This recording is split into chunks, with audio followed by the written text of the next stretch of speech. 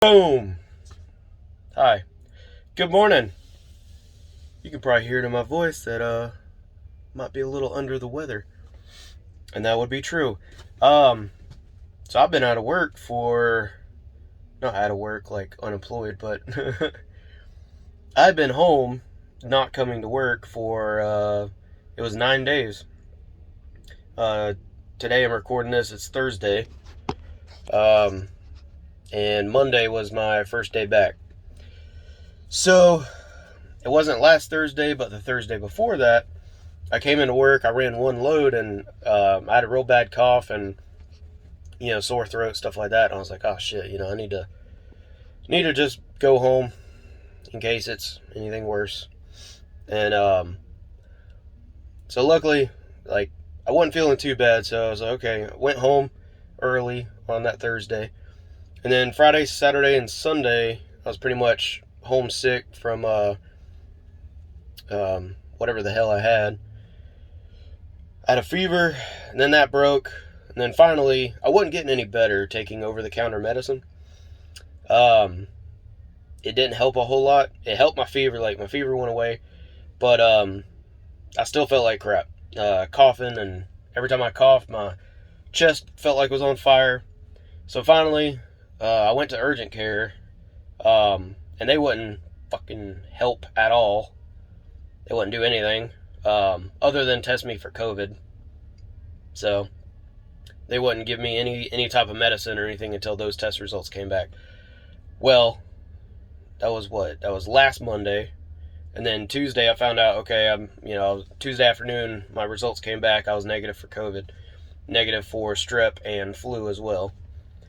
So I'm like, okay, well, if I'm negative for COVID, maybe it'll pass. I waited until Wednesday. Yeah, it was Wednesday. I felt a lot better. So last Thursday, I tried coming back to work. I was like, put me on the schedule. I'm like, I feel kind of crappy, but, I need to come in and make some money. I need to get at least 2 days on that pay period. So, tried coming back to work, and it was like 40 degrees here in Jacksonville.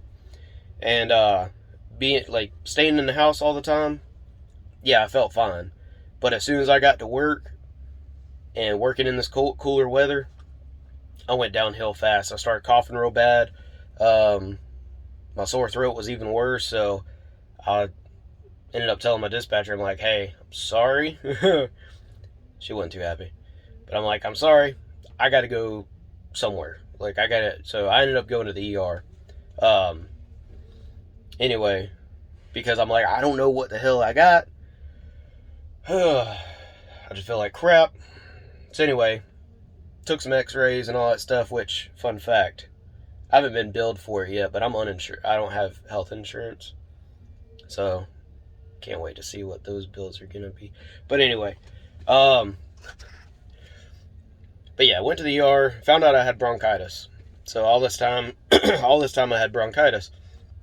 So they prescribed me some steroids to help get all that crap out of my lungs, and then I have an inhaler that I've been using.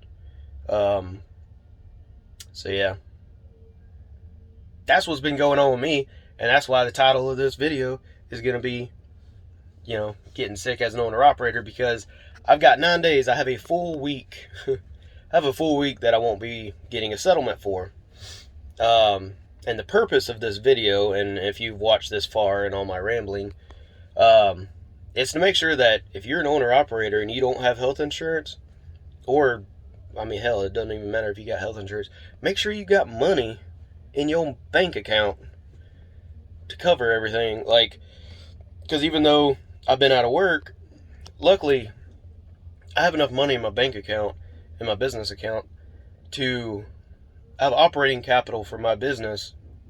I could go without a settlement for probably about 4 months.